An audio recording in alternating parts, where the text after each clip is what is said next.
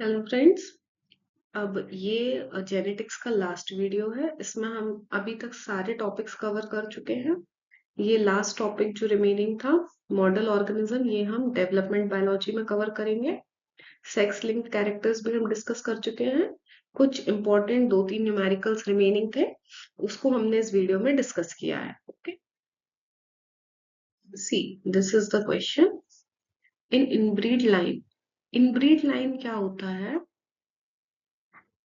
अगर कोई एक प्लांट है, जैसे टॉल हाइट वाला प्लांट है, उसको टॉल हाइट वाले प्लांट के साथ क्रॉस किया, कैपिटल टी को कैपिटल टी से, तो वो टॉल होगा।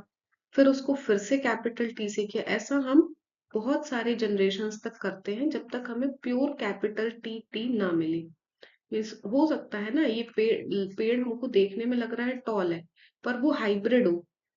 जिससे हमने क्रॉस किया वो हमें देखने में लग रहा है टॉल है, पर हाइब्रिड हो। रिजल्टेंट टॉल मिल गया, पर पॉसिबिलिटी है कि वो भी हाइब्रिड हो। तो प्योर प्लांट, प्योर ब्रीड लाने के लिए हम उसे सेल्फ क्रॉस करते हैं कई जनरेशन्स तक, जब तक हम श्योर ना हो जाए कि अब ये टॉल हाइट वाला ही प्लांट है, मतलब ये इसका जीनोटाइप टीटी ही है। ऐसा हम किसी भी कैरेक्टर के लिए करते हैं। तो अब इस क्वेश्चन में कहा गया है, inbreed line of plant with red flower and tall stem, that is red flower and tall stem was crossed with another inbreed line of white flower and short stem. The F1 plants of all had red flowers and tall stem. अब जो F1 generation है, ये parent है, ऐसे represent करते हैं double T से। F1 generation में रिजल्ट क्या है, हम डाई हाइब्रिड में पढ़ चुके हैं दिस। तो फर्स्ट जो बनेंगे वो रेड होंगे, टॉल होंगे, लेकिन हाइब्रिड होंगे। F1 all red flowers and tall stem were back crossed to the line with white and short. अब इसका हमने बैक क्रॉस किया इस जनरेशन के साथ। बैक क्रॉस क्या होता है हम डिस्कस कर चुके हैं। सी नाउ दे आर से बैक क्रॉस करने के बाद उनको कुछ इंडिविजुअल्स मिले। 103 इंडिविजुअल जो है वो रेड है और टॉल है। 89 इंडिविजुअल्स जो है वो वाइट है और शॉर्ट है। उसके बाद 26 रेड है और शॉर्ट है, और 23 वाइट एंड टॉल। हमको फाइंड करना है recombination percentage of colour locus and stem height. Recombination percentage क्या होता है? Simply total number of recombinant upon total into 100। ये दोनों पैरेंटल टाइप है। और अगर कभी समझ में ना आ रहा हो पैरेंटल टाइप कौन से होते हैं, तो जिसका नंबर सबसे ज्यादा होता है वो पैरेंटल टाइप होते हैं। तो these are parental type, these are recombinant, red and short. अब ये पेरेंट तो रेड एंड टॉल है, और ये वाला जो पेरेंट है वो वाइट एंड शॉर्ट है। तो ये red and short is recombinant, wild and tall is recombinant. Recombination कैसे हो रहा है? ये कुछ पार्ट क्रॉसिंग ओवर में चेंज हो गया, रेड और स्मॉल रेड और कैपिटल टी स्मॉल टी, जिससे हमको एक डिफरेंट टाइप का वो मिल गया। नाउ रिकॉम्बिनेंट है 26 प्लस 23, और टोटल है 103 plus 89 plus 26 plus 23।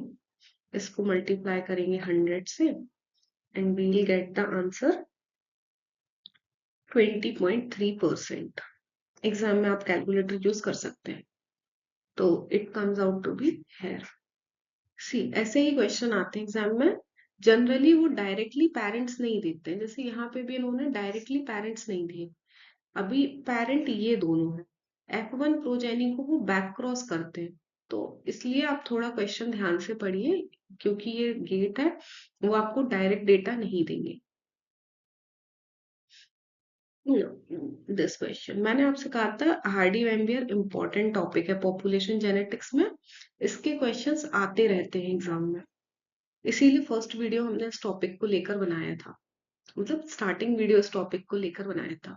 Now see, Hardy-Weinberg's equilibrium for locus with two alleles p and q is mathematically defined as p square plus 2 q square plus 2pq। तो ये हमें पता है, जब हम दो जीन्स लेते हैं p and q, तो ये pp रिप्रेजेंट करेगा, ये qq, मतलब हमने ab लिया था।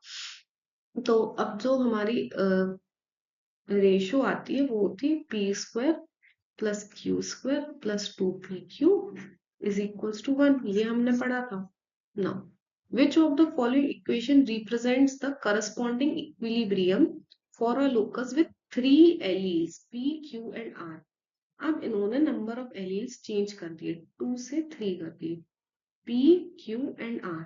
और इन फ्रीक्वेंट मतलब capital P capital Q capital R, जिनकी फ्रीक्वेंसी है P Q एंड R।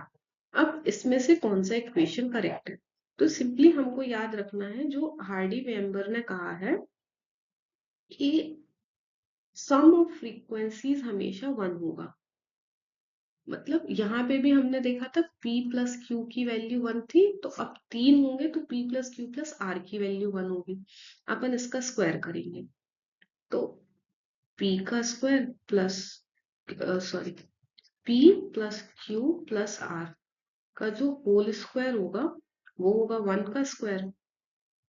ना, अगर आपने आइडेंटिटी पढ़ी हो a प्लस बी प्लस सी के स्क्वायर की, तो ये आंसर बहुत सिंपल है। ये आएगा P square plus Q square plus R square plus 2pq plus 2qr plus 2rp।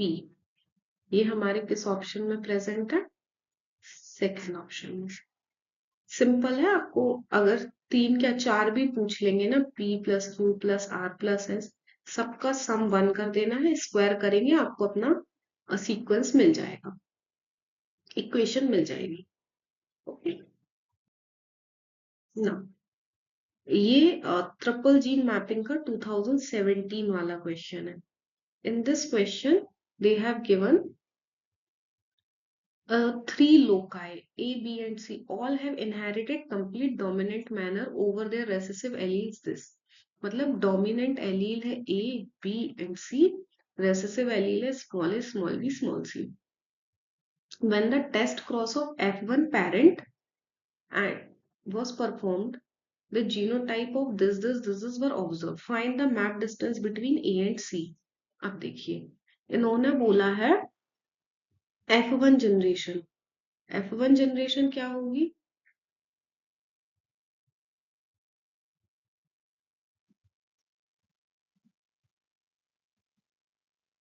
ये होगी F1 जनरेशन। इसका इन्होंने क्रॉस किया है स्मॉल ए स्मॉल बी स्मॉल सी से।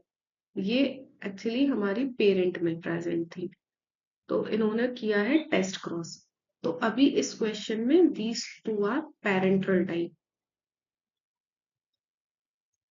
अब यहाँ पे जो जीनोटाइप है, ये गैमीट का जीनोटाइप गिवन है, ये ऑफस्प्रिंग का जीनोटाइप नहीं है। ऑफस्प्रिंग का होता तो डबल रहते एलील्स। अब इन्होंने पूछा है distance between A and C.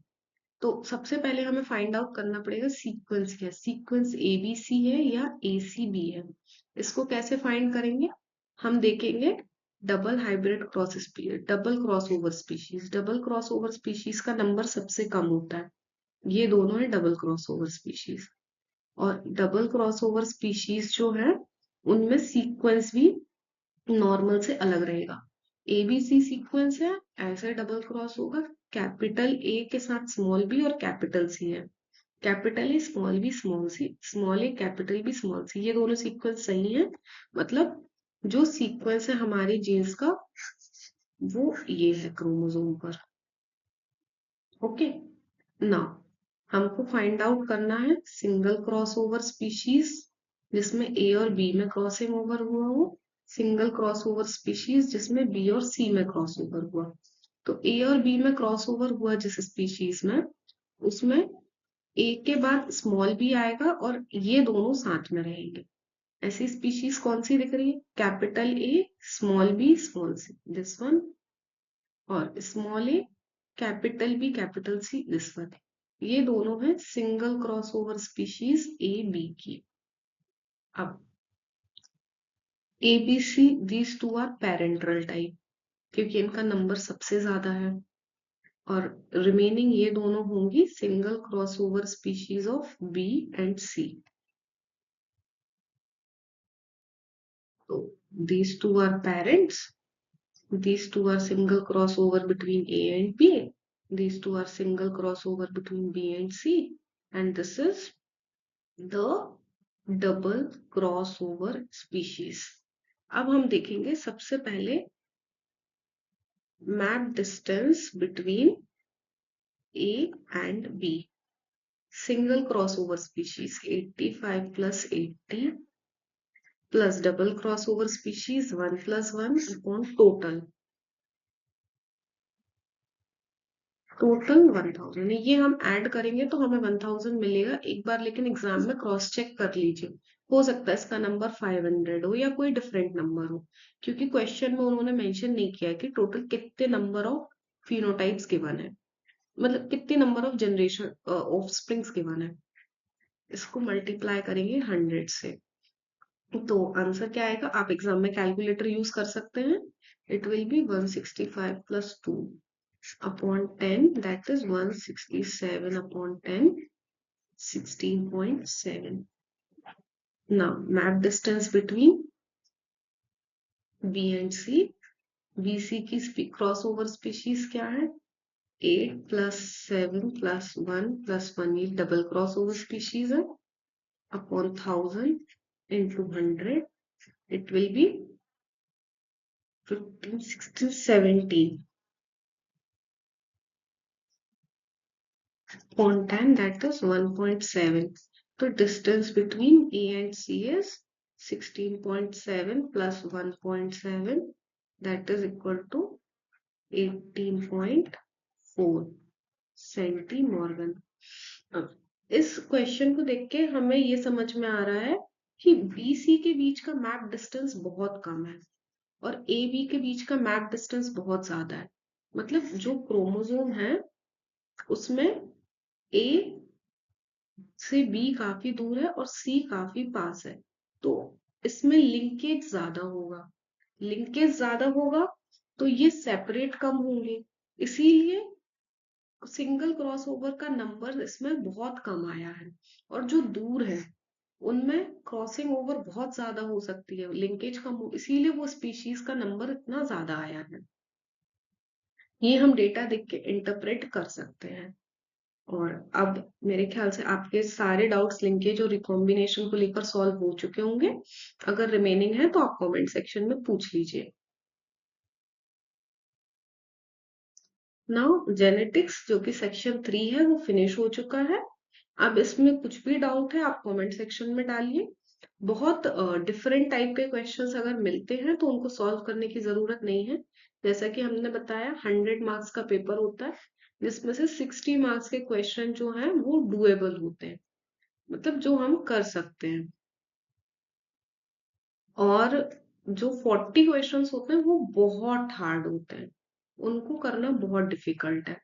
तो वो आप तभी करिए जब आपको जैसे फर्स्ट रैंक चाहिए, तो बिल्कुल आपको जो कंटेंट मिले जहां मिले आप सॉल्व करिए। हम टारगेट कर रहे हैं 60 मार्क्स, क्योंकि 60 मार्क्स में हमें बहुत इजीली अंडर 100 रैंक मिल सकती है, इसलिए हम मोस्ट एक्सपेक्टेड पार्ट कवर कर रहे हैं। Okay, thank you.